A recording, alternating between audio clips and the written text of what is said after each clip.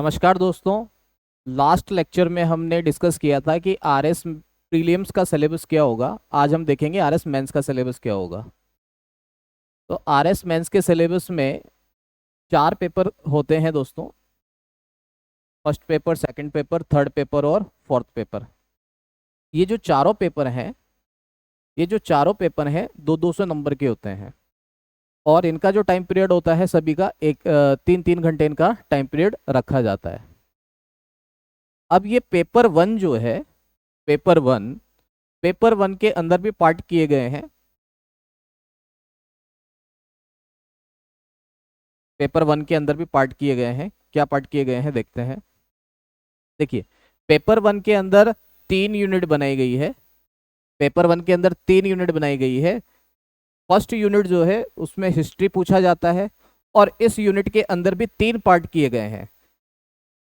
Part A Rajasthan, part B India और part C modern world पूछा जाता है। इसी तरह से यूनिट सेकंड जो है, यूनिट सेकंड में इकोनॉमिक्स पूछा जाता है। और इकोनॉमिक्स भी आपके part A India, part B world और पार्ट सी राजस्थान का पूछा जाता है। और पेपर फर्स्ट का यूनिट थ्री के अंदर आपके sociology, management, accounting and audit के क्वेश्चन पूछे जाते हैं। अब यहाँ पे पार्ट ए में सोशियोलॉजी को रखा गया है, पार्ट बी में मैनेजमेंट को रखा गया है, पार्ट सी में अकाउंटेंट एंड ऑडिट को रखा गया है।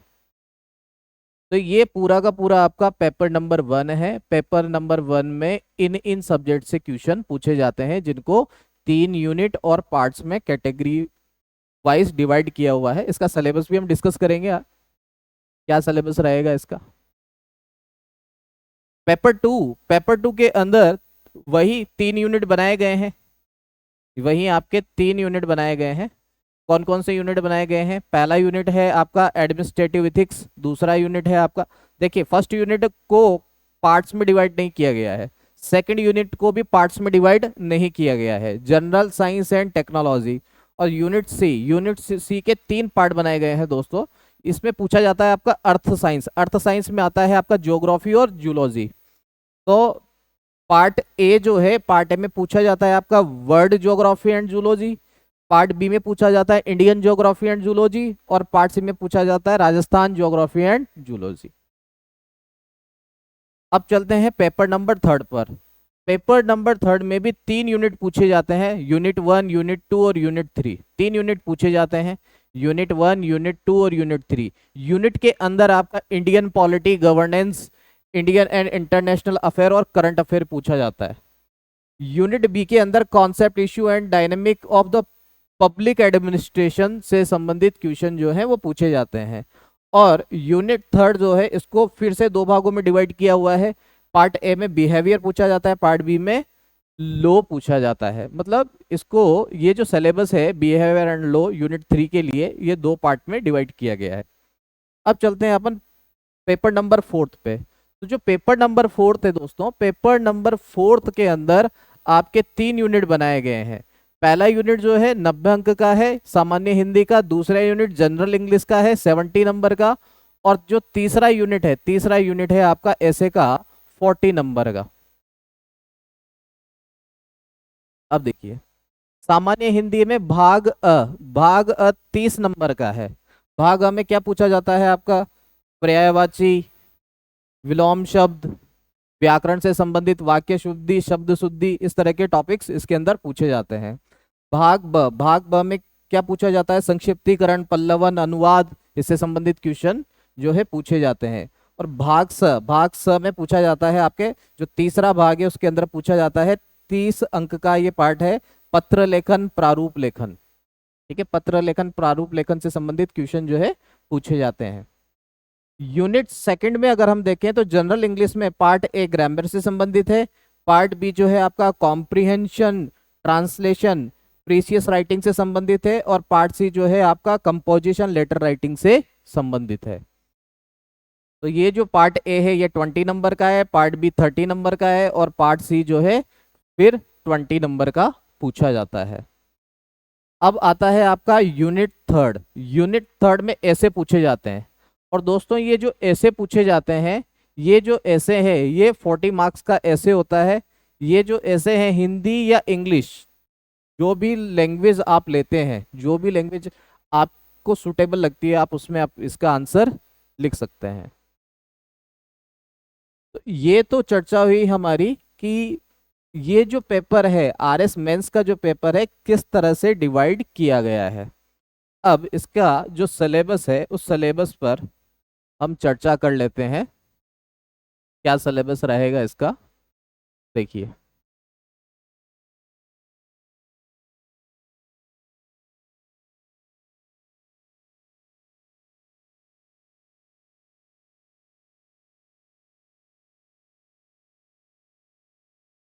आरएस मेंस का एग्जाम जो होगा, सामान्य अध्ययन 200 अधिकतम मार्क्स 3 घंटे के लिए, सामान्य अध्ययन द्वितीय पेपर 200 मार्क्स 3 घंटे के लिए, सामान्य अध्ययन तीसरा पेपर 200 मार्क्स 3 घंटे के लिए, सामान्य हिंदी और सामान्य अंग्रेजी का जो पेपर होगा 200 नंबर के लिए, 3 घंटे के लिए एग्जाम होगा, 3 घंटे का ही एग्जाम होगा।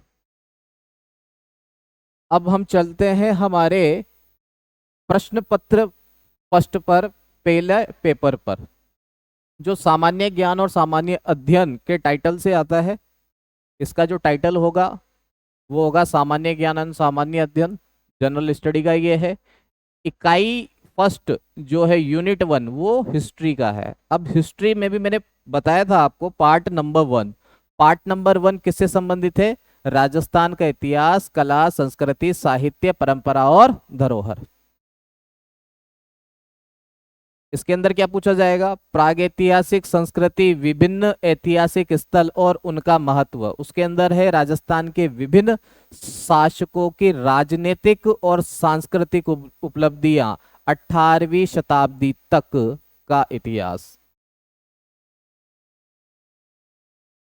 राजस्व एवं प्रशासनिक व्यवस्थाएं एवं बदलता स्वरूप 19वीं एवं 20वीं शताब्दी। 1857 का विद्रोह, कृषक एवं जनजातीय आंदोलन, राजनीतिक जागरण, जन आंदोलन एवं राजस्थान का एकीकरण। अब इसमें से अधिकांश जो है आपके प्रीलिम्स में भी टॉपिक रखे गए हैं। ये सारे टॉपिक हमने प्रीलिम्स के सिलेबस में भी देखा है। आर्ट एंड कल्चर पर देखते हैं तो राजस्थान की कला एवं संस्कृति में प्रदर्शन एवं ललित कलाएं, हस्तशिल्प, स्थापत्य, स्मारक, लोक संगीत, लोक नृत्य, लोक कलाएं, लोक आख्यान, मेले त्योहार, जनजातीय उनकी परंपराएं, विरासत, राजस्थान की प्रमुख ऐतिहासिक धरोहर, प्रमुख पर्यटन स्थल, राजस्थानी भाषा एवं प्रमुख साहित्य कृतियां, धार्मिक मान्यताएं, संत एवं लोक देवी देवता। तो ये होंगे आपके आर्ट एंड कल्चर के टॉपिक, है ना। तो ये टॉपिक किसके हैं? आपके राजस्थान हिस्ट्री के, और ये वाले टॉपिक्स किसके हैं? आपके आर्ट एंड कल्चर के। आगे बढ़ते हैं। पार्ट नंबर 2, सॉरी, हाँ पार्ट नंबर 2 या पार्ट नंबर बी, ठीक है। भारतीय इतिहास एवं संस्कृति, भारतीय धरोहर। इसमें पूछा जाता है सिंधु सभ्यता से लेकर ब्रिटिश काल तक की भारतीय ललित कलाएं, प्रदर्शन कलाएं, वास्तु कलाएं और साहित्य। अब देखा, भारतीय धरोहर में सिंधु सभ्यता से लेकर ब्रिटिश काल तक जितनी आर्ट एंड कल्चर है, ठीक है, उनको पूछा जा रहा है। इससे पहले जो इसकी हिस्ट्री है वो प्रीलिम्स में पूछी गई है। प्राचीन एवं मध्यकालीन भारत के धार्मिक आंदोलन और दर्शन, ब्रिटिश नीतियां एवं उनके प्रभाव, देश का राजनीतिक, आर्थिक एवं प्रशासनिक एकीकरण, भारतीय राष्ट्रीय आंदोलन, इनके विभिन्न चरण, धाराएं, प्रमुख योगदानकर्ता, 19वीं से 20वीं शताब्दी के अंदर जो समाज है उसके धार्मिक सुधार आंदोलन, बौद्धिक जागरण, स्वतंत्रता के पश्चात का जो भारत है उसके देशी रियासतों का विलय, राजस्थान राज्यों का भाषाई आधार पर पुनर्गठन, विज्ञान एवं तकनीक का विकास, महिला सशक्तिकरण, महिला सुधार, इन बिंदुओं को भारत के संदर्भ में पूछा जाएगा। अब आइए दोस्तों, इसका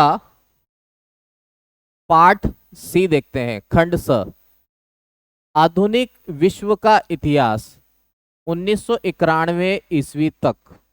इसके अंदर पूछा जाएगा पुनर्जागरण, धर्म सुधार, अमेरिकी स्वतंत्रता संग्राम, फ्रांसीसी क्रांति, औद्योगिक क्रांति, रूसी क्रांति, जर्मन के अंदर नाजीवाद, इटली में फांसीवाद, विश्व युद्धों का प्रभाव, शीत युद्धों के दौरान विश्व की जो स्थिति है, उनसे संबंधित प्रश्न जो है वो पूछे जाने हैं।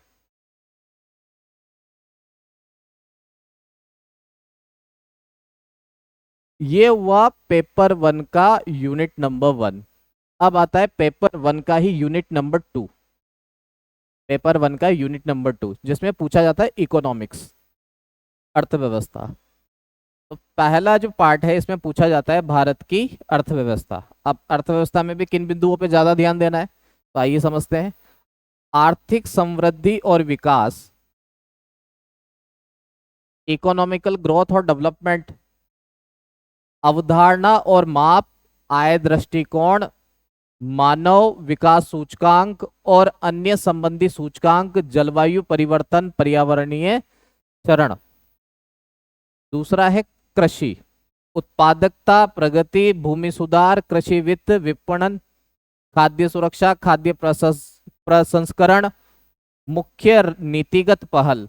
तीसरा है औद्योगिक नीति और सुधार, जिसमें वैश्वीकरण, उदारीकरण, निजीकरण, औद्योगिक वित्त, सूक्ष्म लघु और मध्यम उपक्रम, महत्व और नीतिगत पहल। तीसरा सेक्टर आता है सेवा क्षेत्र, आधारभूत संरचना, ऊर्जा, परिवहन और संचार। चौथा। पांचवा है आपका अंतरराष्ट्रीय व्यापार, भुगतान संतुलन, विदेशी सहायता और निवेश। छठा बिंदु पूछा जाएगा सार्वजनिक वित्त, संघीय बजट, आय और व्यय के स्रोत, बजट घाटा, सार्वजनिक ऋण, भारत की राजकोषीय नीति, सुधार, केंद्र राज्य वित्तीय संबंध और वित्त आयोग। सातवां बिंदु है भारतीय रिजर्व बैंक और मौद्रिक प्रबंधन, भारत के बैंकिंग और वित्तीय क्षेत्र में सुधार। आठवां बिंदु है सामाजिक क्षेत्र में शिक्षा और स्वास्थ्य, गरीबी और बेरोजगारी, भारत में श्रम की रोजगार योग्यताएं को बढ़ाने वाली योजनाएं, समाज के कमजोर और उपेक्षित वर्गों के कल्याण की योजनाएं।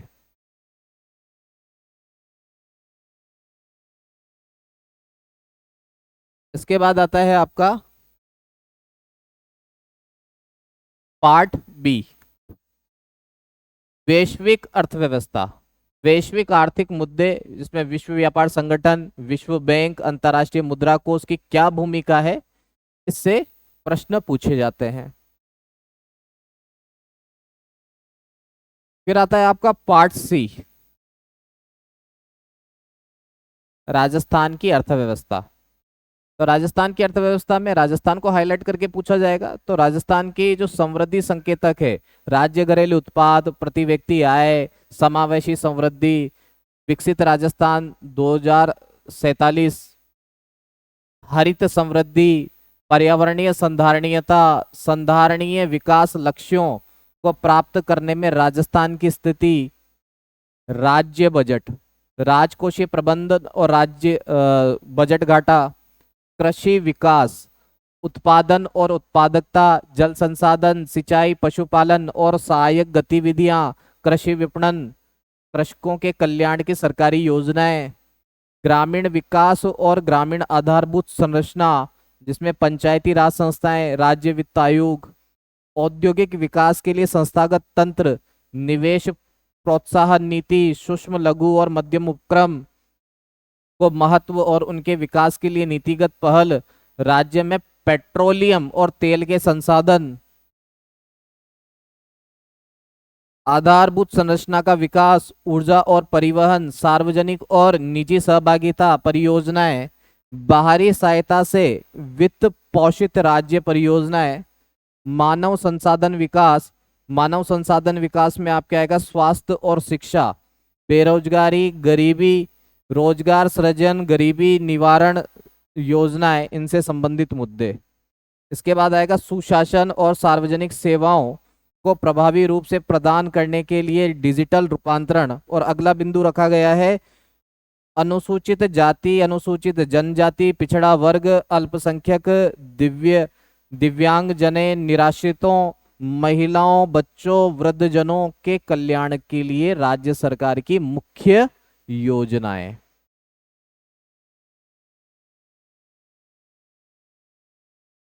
अब आता है दोस्तों, ये हो गया आपका पेपर नंबर 1। पेपर नंबर 1 के अंदर यूनिट फर्स्ट में इतिहास, यूनिट सेकंड में पूछा जाता है अर्थशास्त्र, यूनिट थर्ड में पूछा जाता है आपका समाजशास्त्र, प्रबंधन, लेखांकन, अंकेक्षण। इसके अंदर भी आपके पार्ट दिए गए हैं, part A, part B, part C. तो तीनों पार्टों को देखते हैं क्या क्या पूछा जाना है। तो पार्ट नंबर ए में पूछा जाना है भारतीय समाज में समाज शास्त्रीय चिंतन। जैसे जाति और वर्ग की अवधारणाएं क्या है, भारतीय समाज में जाति वर्ग के बदलते आयाम क्या हैं, समकालीन भारतीय समाज एवं संस्कृति के परिवर्तन, धर्म निरपेक्षीकरण, शहरीकरण, आधुनिकरण और वैश्वीकरण के क्या प्रभाव पड़े हैं, भारतीय सामाजिक व्यवस्था से संबंधित अवधारणाएं जिसमें कर्म का सिद्धांत है, धर्म, पुरुषार्थ, आश्रम की व्यवस्था को समझाना है। वर्तमान भारतीय समाज में परिवार, विवाह, वृद्धजनों, दिव्यांगजनों से संबंधित मुद्दे, भारतीय समाज पर साइबर अपराध और सोशल मीडिया का क्या प्रभाव है, भारतीय समाज के समक्ष क्या चुनौतियां हैं, किस तरह के मुद्दे हैं, दहेज को लेकर, तलाक, भ्रष्टाचार, गरीबी, वेश्यावृत्ति, बेरोजगारी, नशाखोरी, उड़ता पंजाब। आजकल उड़ता आपका क्या है, उड़ता राजस्थान हो जाएगा, उड़ता जैसलमेर बाड़मेर वाला क्षेत्र। ठीक है, नशाखोरी बढ़ती जा रही है। भारतीय समाज में के कमजोर वर्गों से संबंधित समस्याएं, मुख्यतः राजस्थान से संबंधित महिलाएं, सीमांत समूह, दलित, अनुसूचित जाति, अनुसूचित जनजाति और उनके लिए कल्याणकारी योजनाएं। तो ये है भारतीय समाज। इस भारतीय समाज के बारे में इन बिंदुओं पर आपके प्रश्न पूछे जाने हैं। अगला है आपका प्रबंधन। अगला है आपका पार्ट नंबर बी, प्रबंधन, मैनेजमेंट। तो जनरल मैनेजमेंट की अवधारणाएं यहाँ ली जानी है। प्रबंधीय अवधारणा क्या है, प्रबंधीय कौशल और स्तर किस प्रकार का होता है, कैसे कार्य करता है, एमबीओ क्या है, निर्णय प्रक्रिया टेक्निक मॉडल क्या है, संगठनात्मक व्यवहार, प्रकृति क्षेत्र, अनुभूति, अभिप्रेरणा, संकल्पना एवं विचारधारा, समूह गत्यात्मक एवं दल निर्माण, संगठनात्मक, जलवायु एवं संस्कृति, विपणन, प्रबंधन, अवधारणा क्षेत्र, विपणन मिश्रण, उत्पाद, कीमत, संवर्धन, भौतिक विवरण और सेवा और डिजिटल विपणन, मानव संसाधन प्रबंधन में संकल्पना एवं क्षेत्र, मानव संसाधन नियोजन, भर्ती, चयन, पद स्थापन एवं प्रशिक्षण, निष्पादन, मूल्यांकन प्रणाली, मानव संसाधन की आधुनिक प्रवृत्तियां कौन सी है, रणनीतिक प्रबंधन, संकल्पनाएं क्षेत्र, व्यावसायिक वातावरण, स्वॉट विश्लेषण, रणनीति निरूपण, क्रियान्वयन, रणनीति नियंत्रण एवं मूल्यांकन। तो ये रहेंगे आपके मैनेजमेंट के प्रमुख बिंदु। पार्ट नंबर सी, लेखांकन एवं अंकेक्षण, अकाउंटिंग एंड ऑडिटिंग। लेखांकन का सैद्धांतिक आधार क्या है, माननीय लेखा सिद्धांत, आधारभूत लेखांकन अवधारणा, लेखांकन के मानक, लेखांकन मानकों का आधारभूत ज्ञान, कंपनी के वित्तीय विवरणों के विश्लेषण की तकनीक, रोकड़ प्रवाह विवरण, सामाजिक लेखांकन, उत्तरदायित्व लेखांकन का आधारभूत ज्ञान, कंप्यूटरीकृत लेखांकन, विशेषताएं एवं सॉफ्टवेयर पैकेज, वस्तु एवं सेवा कर आधारभूत ज्ञान, अंकेक्षण का अर्थ तथा उद्देश्य, अंकेक्षण का कार्यक्रम, सामाजिक निष्पादन एवं दक्षता, अंकेक्षण का आधारभूत ज्ञान, सरकारी अंकेक्षण का प्रारंभिक ज्ञान। आपने देखा होगा डेटा को मैनेज करते हुए, ये पूरा जो डेटा है देखो सरकार ना पूरा डेटा रिकॉर्ड रखती है ना, और हर सरकारी विभाग के अंदर जो है डेटा से ही काम होता है। तो यहाँ पे डेटा इम्पोर्टेंट पार्ट है।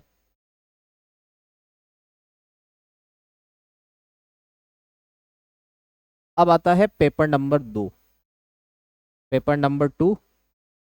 पेपर नंबर 2 के अंदर आपके है यूनिट 1। और यूनिट 1 में कोई पार्ट नहीं है, बात को समझना।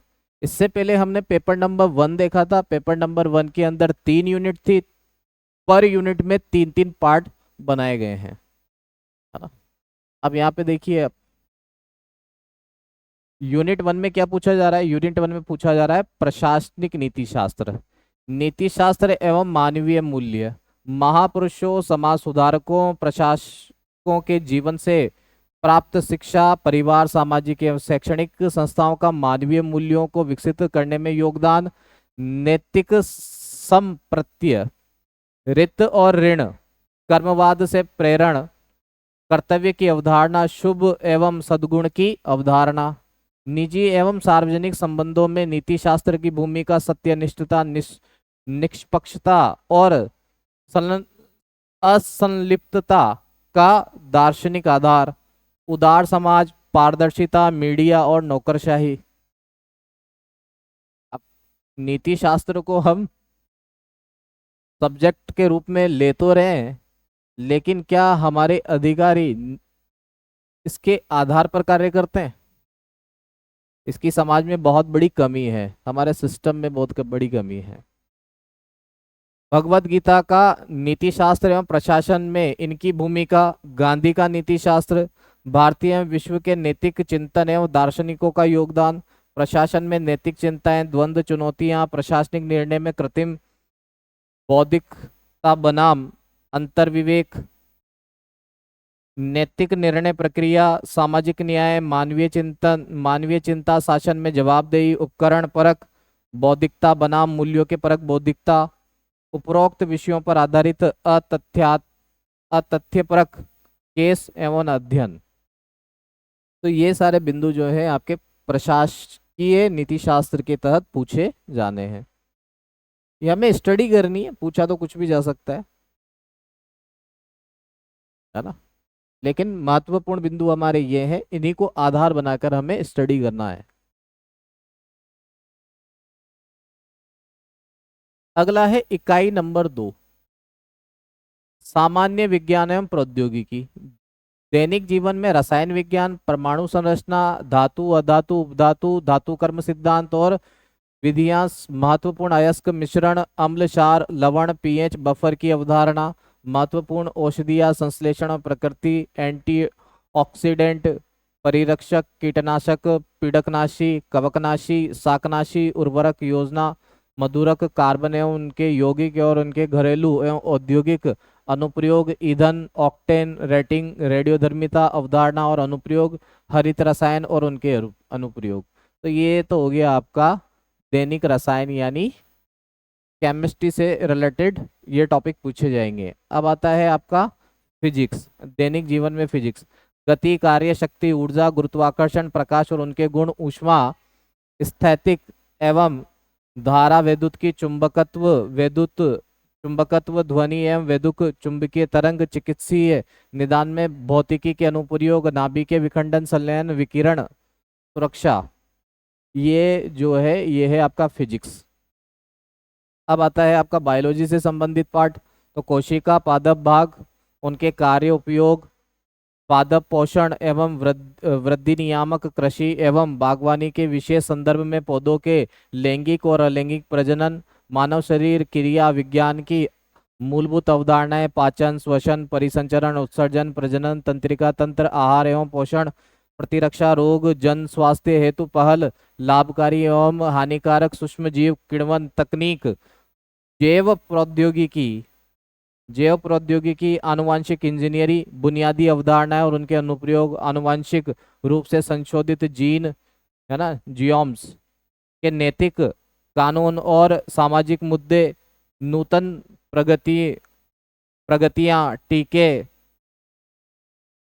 और जो भी आपके कृत्रिम अंग से रिलेटेड जो भी टेक्नोलॉजी है, mRNA है, क्रिस्पस है, CRISPR है, आधारभूत कंप्यूटर। अब इसके बाद आता है आपका, इसमें हो गया आपके बायोलॉजी, क्या नाम से आपके हो गया, बायोटेक्नोलॉजी, जियोम्स, आधारभूत कंप्यूटर विज्ञान। इसमें नेटवर्किंग, एनालॉग, डिजिटल, दूरभाष, आवृत्ति, स्पेक्ट्रम, मोबाइल टेलीफोनी, सूचना और संचार प्रौद्योगिकी, न्यूतन विकास, आर्टिफिशियल इंटेलिजेंस, मशीन लर्निंग जो है, इन बिंदुओं को रखा गया है। Machine learning, big data, cloud, edge computing, internet things, blockchain, digital currency, virtual augmented reality, OTT platform, social media. अगला है भारतीय वैज्ञानिकों का विज्ञान और प्रौद्योगिकी में योगदान। मुख्य भारतीय वैज्ञानिक संस्थान, वैज्ञानिक एवं तकनीकी प्रौद्योगिकी, रोबोटिक्स, नैनो प्रौद्योगिकी, क्वांटम कंप्यूटिंग आदि। भारत और राजस्थान में विज्ञान और प्रौद्योगिकी का विकास, विज्ञान और प्रौद्योगिकी से संबंधित सरकार की नीतियां, डिजिटल इंडिया की पहल, साइबर सुरक्षा, डेटा गोपनीयता, इन सभी से संबंधित मुद्दे हमें पढ़ने हैं। अंतरिक्ष एवं रक्षा प्रौद्योगिकी, भारतीय अंतरिक्ष कार्यक्रम, उपग्रह एवं उनके अनुप्रयोग, विभिन्न प्रक्षेपण यान, सुदूर संवेदन, रिमोट सेंसिंग, रक्षा अनुसंधान, स्वदेशी प्रौद्योगिकियां, भारतीय मिसाइल कार्यक्रम, ड्रोन टेक्निक, रासायनिक और जैविक हथियार। ठीक है, तो ये सारे जो बिंदु हैं ये साइंस से संबंधित है आपके। इसी के अंदर तीसरा यूनिट पूछा जाता है आपका, unit third, geography and geology, भूगोल एंड भूविज्ञान। इसमें पहला जो पार्ट है वो विश्व को पूछा जाता है, विश्व के लिए पूछा जाता है। विश्व के बिंदु रखे गए हैं, क्या क्या बिंदु है, पृथ्वी की आंतरिक संरचना किस प्रकार की है, भूवैज्ञानिक समय सारणी हमें पढ़ना है, प्रमुख भौतिक भू आकृतियां जिसके अंदर पर्वत, पठार, मैदान, मरुस्थल के प्रकार और वितरण देखने हैं, भूकंप, ज्वालामुखी के प्रकार, वितरण, उनका प्रभाव क्या रहेगा, जलवायु किस प्रकार की जलवायु, सूर्याभिताप, वायुमंडलीय परिसंचरण, आर्द्रता, वर्षण, प्रमुख पर्यावरण संबंधी मुद्दे जो हैं ये सब विश्व के संदर्भ में हमें अध्ययन करना है।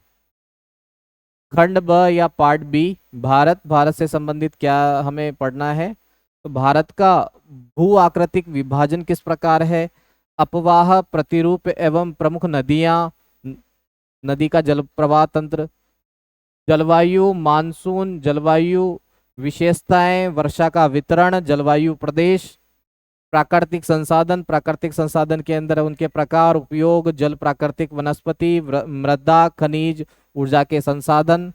अगला आ जाएगा जनसंख्या, जनसंख्या में वृद्धि, वितरण, घनत्व, लिंगानुपात, साक्षरता, नगरीय एवं ग्रामीण जनसंख्या, इसके बारे में हमें डिटेल से अध्ययन करना होगा। इसके बाद पार्ट सी, खंड स, इसके अंदर पूछा जाता है आपका, राजस्थान से संदर्भित क्वेश्चन रखे गए हैं। पेपर में क्वेश्चन कैसे भी आ सकते हैं, ठीक है, ऐसा नहीं है कि मैं जैसे पार्ट बता रहा हूँ वैसा कोई क्वेश्चन आएगा। ये हमें ये चीज पढ़नी है। उस पेपर में इतने सब्जेक्ट जो हैं पूछे जाने हैं, उन सब्जेक्टों को पार्ट के द्वारा यूनिट और पार्ट में डिवाइड करके बताया गया है कि ये सब्जेक्ट है, इन सब्जेक्ट के ये बिंदु हैं, इन बिंदुओं को आपको अच्छे से पढ़ना है। भौतिक विभाग, प्रमुख नदियां, झीलें, जलवायु विशेषताएं एवं उनका वर्गीकरण, प्राकृतिक वनस्पति, वन्य जीव तथा जैव विविधता, मृदा संसाधन, कृषि, प्रमुख फसलें, उत्पादन एवं वितरण, खनिज संसाधन, प्रकार, वितरण, उनका औद्योगिक उपयोग, जनसांख्यिकी विशेषताएं, जनजातीय, यूनेस्को की भू पार्क और भू धरोहर संकल्पना, राजस्थान में संभावित कितने यूनेस्को में आपकी धरोहर जो है, यूनेस्को में कितनी रजिस्टर्ड हो चुकी हैं उनके बारे में, और पर्यटन। तो ये था आपका पेपर नंबर 2। अब देखते हैं अपन पेपर नंबर 3 के सिलेबस में क्या दिया हुआ है। पेपर नंबर 3 है ये।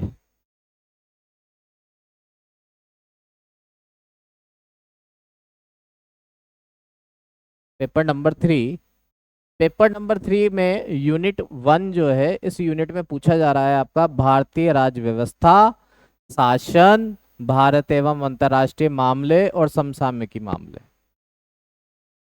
तो भारत के संविधान की उत्पत्ति, संरचना और उसके प्रमुख सिद्धांत में आपकी संविधान सभा, उसके प्रभाव स्रोत, का दार्शनिक आधार क्या रहा, आधार, मौलिक अधिकार, हमारे मौलिक अधिकार क्या हैं, राज्य के नीति निर्देशक तत्व क्या हैं, मौलिक कर्तव्य क्या हैं, आधारभूत लक्षण सिद्धांत, संशोधन की प्रक्रिया, प्रमुख संवैधानिक परिवर्तन, नवीनतम संवैधानिक विकास, न्यायिक निर्णय, संवैधानिक नैतिकता और रूपांतरकारी संवैधानिकता। ठीक है, इससे संबंधित आपके पॉलिटी से संबंधित ये क्वेश्चन पूछे जाने हैं आपके। संस्थागत रूपरेखा एवं शासन तंत्र।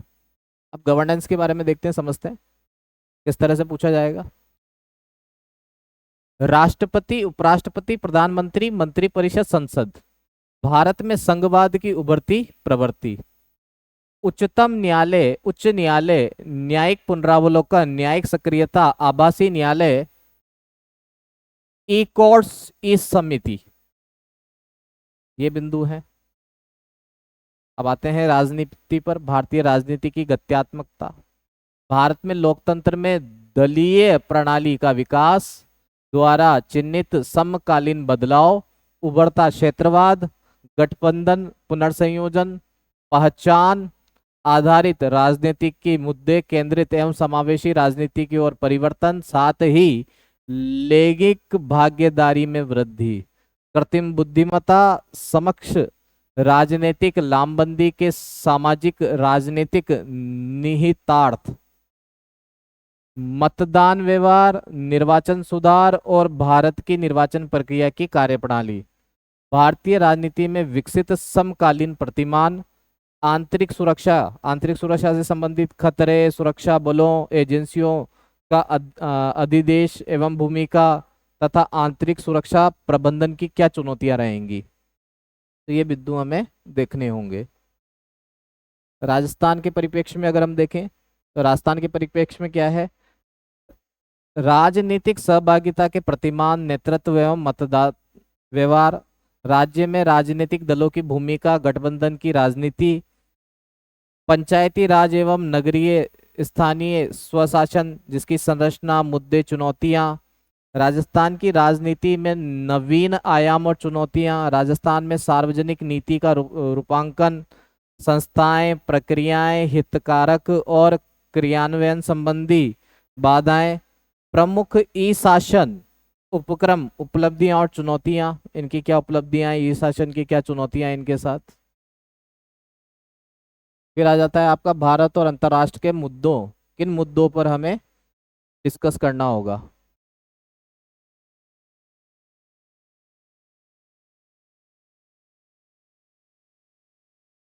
ये मुद्दे होंगे हमारे भारत और अंतर्राष्ट्रीय मामले, शीत युद्ध के बाद जो परिवर्तन आया है इस विश्व में, अमेरिका का अमेरिका का जो प्रभुत्व है उसको लेकर, ध्रुवणीयता, वैश्विक राजनीतिक अर्थव्यवस्था, अंतर्राष्ट्रीय आतंकवाद, भारतीय विदेश नीति के निर्धारक तत्व एवं विशेषताएं, प्रमुख वैश्विक शक्तियां, पड़ोसी देशों के साथ भारत के क्या संबंध हैं, प्रवासी भारतीय समुदाय और सांस्कृतिक कूटनीति, क्षेत्र और वैश्विक मंचों पर भारत की क्या भूमिका है, इंटरनेशनल वैल्यू क्या है इंडिया की, यूएन में, WTO, EU, ASEAN, BRICS, G20, Quad, I2U2, AUKUS, टाक्सिन, ये जो संगठन है इन संगठन में भारत की भूमिका क्या है, जलवायु एवं हरित कूटनीति में भारत का नेतृत्व,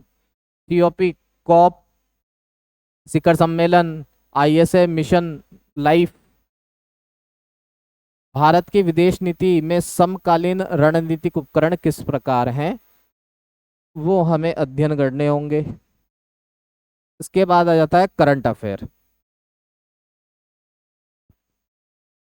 अब ये जो भी मुद्दे हैं इन्हें हमें स्टैटिक नॉलेज के साथ साथ करंट अफेयर से भी अपडेट रखना होगा। भारत और अंतर्राष्ट्रीय मामले जो हैं इन्हें हमें करंट एक्सपेक्ट्स में पढ़ने होंगे। सामाजिक मामले एवं मुद्दे।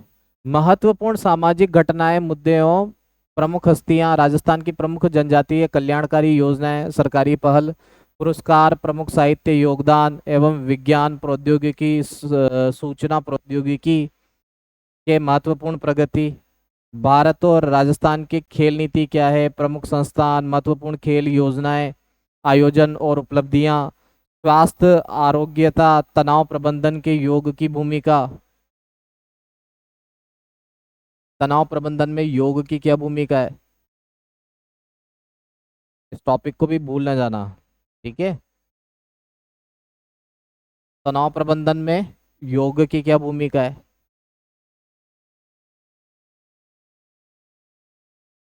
इसके बाद आता है इस पेपर का यूनिट 2। इसमें पूछा जाता है आपका लोक प्रशासन की अवधारणा, मुद्दे एवं गत्यात्मकता। लोक प्रशासन, लोक प्रशासन की विचारधारा और सिद्धांत। लोक प्रशासन का अर्थ, प्रकृति, क्षेत्र, महत्व। लोक प्रशासन एक अनुशासन के रूप में उद्भव हुआ है। उसका विकासशील एवं विकसित समाजों में इसकी क्या भूमिका है। नवलोक प्रशासन, नवलोक प्रबंधन, सुशासन, नवलोक सेवा। विचारधाराएं, उपागम, वैज्ञानिक प्रबंधन, मानव संबंध, व्यवहारवादी, संरचनात्मक, प्रक्रियात्मक, परिस्थितिक उपागम। संगठन के सिद्धांत, संगठन के सिद्धांत में पद सोपान, आदेश की एकता, नियंत्रण का क्षेत्र, प्रत्यायोजन, केंद्रीकरण, विकेंद्रीकरण, समन्वय, प्राधिकार, उत्तरदायित्व, जवाबदेही। जवाबदेही तो कहाँ मिल रही है ना, हम सरकार से क्वेश्चन पूछते हैं, सरकार जवाब ही नहीं देती है। प्रशासनिक व्यवहार, नेतृत्व, संचार, मनोबल। फिर अगला बिंदु रहेगा हमारा संघ सरकार और प्रशासनिक संस्थाओं से संबंधित, जिसमें प्रशासनिक संस्थाएं आपके संघ लोक सेवा आयोग, भारत निर्वाचन आयोग, नियंत्रण महालेखा परीक्षक, वित्त आयोग, लोकपाल नीति आयोग, कार्मिक प्रशासन में भर्ती, प्रशिक्षण, पदोन्नति, सिविल सेवाओं के तटस्थता और अनामता अनामता आचरण संहिता।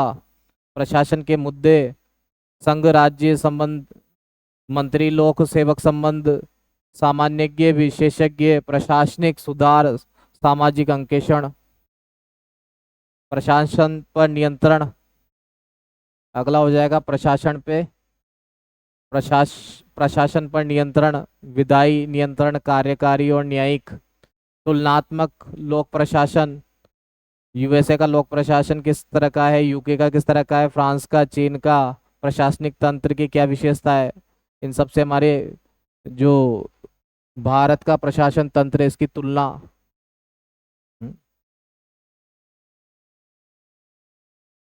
राज्य एवं जिला प्रशासन, राज्य प्रशासन, राज्यपाल, मुख्यमंत्री, मंत्रिपरिषद, राज्य सचिवालय, मुख्य सचिव, निदेशालयों की भूमिका, पुलिस प्रशासन, राजस्व मंडल, राज्य निर्वाचन आयोग, राज्य मानवाधिकार आयोग, लोकायुक्त। जिला प्रशासन, जिलाधीश, कानून और व्यवस्था प्रशासन, राजस्व प्रशासन, विकास प्रशासन। तो ये प्रशासन से संबंधित जो है मुद्दे पूछे जाने हैं, इनके बारे में हमें अध्ययन करना है। अगला आता है यूनिट 3। यूनिट 3 में 2 पार्ट है दोस्तों। यूनिट 3 के अंदर 2 पार्ट हैं आपके, एक पार्ट है व्यवहार, दूसरा पार्ट है विधि, है ना, बिहेवियर और लॉ। तो बिहेवियर में देखते हैं, बिहेवियर में क्या पूछना जाना है। बुद्धि, संज्ञानात्मक बुद्धि, सामाजिक एवं भावनात्मक बुद्धि, सांस्कृतिक बुद्धि, प्रशासनात्मक बुद्धि और आध्यात्मिक बुद्धि। कार्यस्थल पर उनका महत्व और उनका समावेशी अंतर्विष्ट अंतर विनिष्टि, नेतृत्व प्रोफाइल, सिद्धांत, प्रकार और शैलियाँ, कार्यस्थल और उनकी चुनौतियाँ, प्रभावशीलता, भविष्य के नेता, उनके अवसर और चुनौतियाँ। अगला है कार्यस्थल पर संचार। संचार के मॉडल और नेटवर्क और उनकी प्रभावशीलता, संचार की बाधाएं और विकृतियां, इलेक्ट्रॉनिक तथा विनाशकारी संचार, cyber Slaking, cyber laughing, moonlighting आदि। कार्यस्थल पर उत्कर्ष, गुण शक्तियां, राइसेक मॉडल और व्यक्ति अनुकूलन वातावरण। कार्यस्थल पर बर्नआउट, तनाव और उससे निपटान के लिए व्यावसायिक तनाव स्रोत और उसके निपटने की शैलियां, व्यक्तित्व और तनाव। कार्यस्थल पर लैंगिक मुद्दे। ये तो हो गए आपके व्यवहार से संबंधित।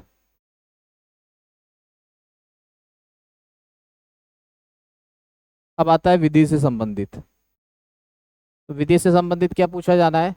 समकालीन विधिक मुद्दे, सूचना का अधिकार अधिनियम 2005 की धारा 1 से 20 तक, सूचना प्रौद्योगिकी अधिनियम 2000 की धारा 1, धारा 2 में परिभाषा, संचार उपकरण, कंप्यूटर, कंप्यूटर तंत्र, कंप्यूटर साधन, कंप्यूटर प्रणाली, साइबर कैफे सुरक्षा, साइबर सुरक्षा, डाटा अंकीय चिन्ह, इलेक्ट्रॉनिक अभिलेख, इलेक्ट्रॉनिक हस्ताक्षर, सूचना प्राइवेट कुंजी, लोक कुंजी, धारा 65, धारा 66, 66 BF, 67, 67 AC, 71 से 78।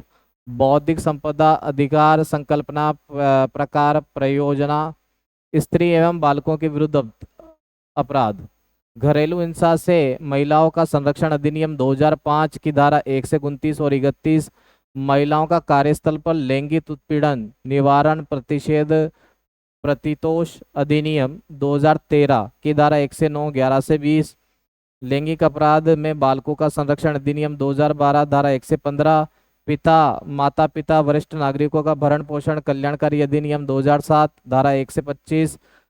राजस्थान में महत्वपूर्ण भूमि विधियां, राजस्थान काश्तकारी अधिनियम 1955 धारा 1, धारा 5, परिभाषाएं, कृषि, कृषि वर्ष, कृषि, कृषक, सहायक कलेक्टर, बोर्ड कलेक्टर, आयुक्त, फसल, ग्रो ग्रोधारक, ग्रो ग्रो भूमि, होल्डिंग, इजारा व ठेका, सुधार भूमि, स्वयं, कास्त भूमि, भूमिधारी, भूमि विहीन व्यक्ति, आदिशासित भूमि, चारागाह भूमि, रेंट राजस्व, राजस्व अपीलीय प्राधिकार, राजस्व न्यायालय, राजस्व अधिकार, सायर बंदोबस्त, उपखंड अधिकारी, उप किराएदार, तहसीलदार, किराएदार, अतिचार, नालबट धाराएं 14, 17A, 31 से 37, 38 से 54A, 206 से 232, 239 से 242।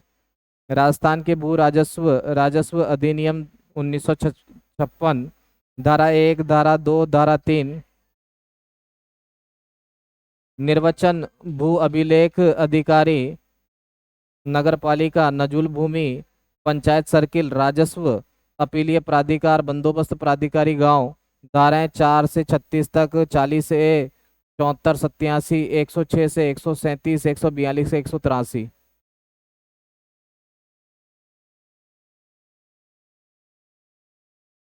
भारतीय न्याय संहिता 2023 धारा 1, धारा 2 में परिभाषाएं, बालक न्यायालय, दस्तावेज लिंग, सद्भावना पूर्वक सरकार, न्यायाधीश, व्यक्ति, लोक सेवक, मूल्यवान प्रतिभूति, धाराएं 189 से 191, 1994 से 1997, 270, 294 से 296। भारतीय नागरिक सुरक्षा संहिता 2023 धारा 1, धारा 2, परिभाषाएं, श्रव्य दृश्य, इलेक्ट्रॉनिक साधन, जमानत, अजमानतीय अपराध, जमानत पत्र, बंद पत्र, आरोप, संघीय अपराध, परिवाद, इलेक्ट्रॉनिक संसूचना, जांच, अन्वेषण, असंघीय अपराध, उपखंड समन मामला, वारंट मामला, धारा 3, 2 क ख 14 से 17, 41 से 43, 126 से 129, 148, 149, 152, 163 से 167, 73, 74, 187, 194 से 196, ये धाराएं जो हैं पूछी जानी है।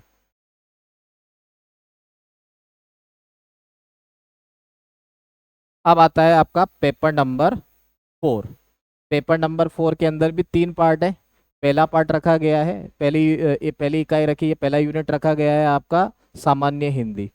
तो सामान्य हिंदी के अंदर क्या क्या पूछा जाना है? सामान्य हिंदी में 90 अंक का ये पार्ट है, जिसमें पार्ट अ जो है, पार्ट अ 30 नंबर का है। उपसर्ग, प्रत्यय, संयुक्त, भिन्नार्थक शब्द, शब्द शुद्धि, वाक्य शुद्धि, मुहावरे, कहावत, परिभाषा, शब्दावली, है ना। भाग ब, इसके अंदर पूछा जाना है, 30 नंबर का ये पेपर होगा, 30 नंबर का पार्ट होगा। संक्षिप्तीकरण, पल्लवन, अनुवाद, अनुवाद में आपके अंग्रेजी अनुच्छेद में हिंदी में अनुवाद दिया हुआ अंग्रेजी में होगा, हिंदी में आपको अनुवाद करना होगा।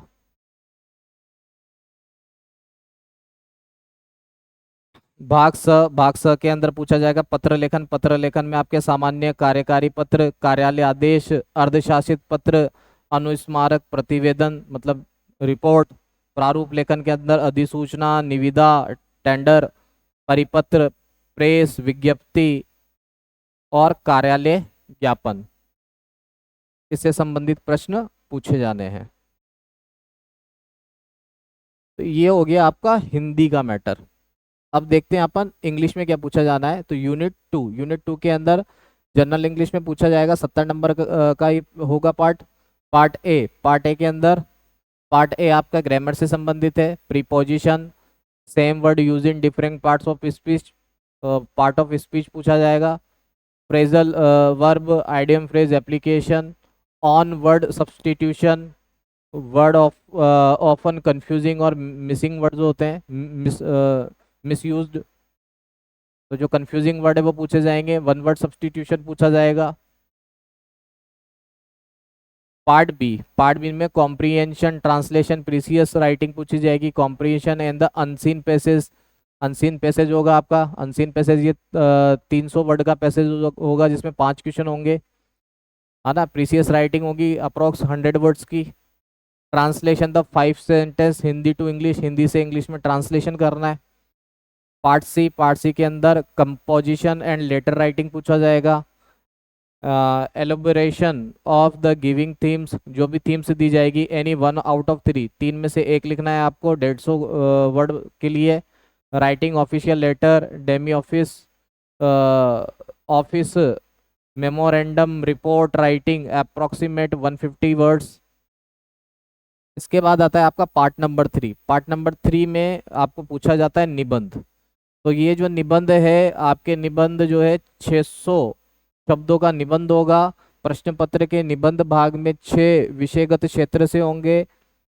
अभ्यर्थी लगभग 600 शब्द तक एक निबंध अथवा हिंदी अथवा अंग्रेजी भाषा में लिखना होगा। निबंध के विषय जो ये नीचे 6 विषय दिए गए इन पर आधारित होंगे। अब ये 6 विषय कौन कौन से हैं? भाषा, साहित्य, सांस्कृतिक विरासत। दूसरा है आपका समाज शासन, सार्वजनिक मामले। तीसरा है विज्ञापन, प्रौद्योगिकी, पर्यावरण और सतत विकास। चौथा है अर्थव्यवस्था, कृषि, उद्योग, वाणिज्य। पांचवा है आपका समसामयिक घटनाएं, आपदाएं, राष्ट्रीय विकास पहल। छठा है आपका राजस्थान के संदर्भ में पर्यटन, संस्कृति एवं सामाजिक मुद्दे। अभ्यर्थी को इन विषयगत क्षेत्रों से संबंधित किसी एक विषय पर निबंध लेखन करना होगा। अभ्यर्थियों से अपेक्षित है कि वे निर्दिष्ट विषय से पूर्ण संबंधित रहें, अपने विचारों को सुसंगत तरीके से व्यवस्थित करें और सटीकता और संक्षिप्तता के साथ प्रस्तुत करें। विचारों की स्पष्टता, संरचना की सुसंगतता और अभिव्यक्ति की प्रभावशीलता के आधार पर अंक प्रदान किया जाएगा। ठीक है, तो ये था आपका,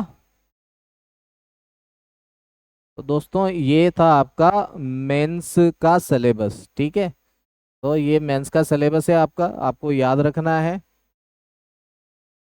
ठीक है, तो अच्छे से प्रीलिम्स की तैयारी कीजिए, मेंस की तैयारी कीजिए। बेस्ट ऑफ लक, ये वर्ष आपके लिए लाभकारी हो।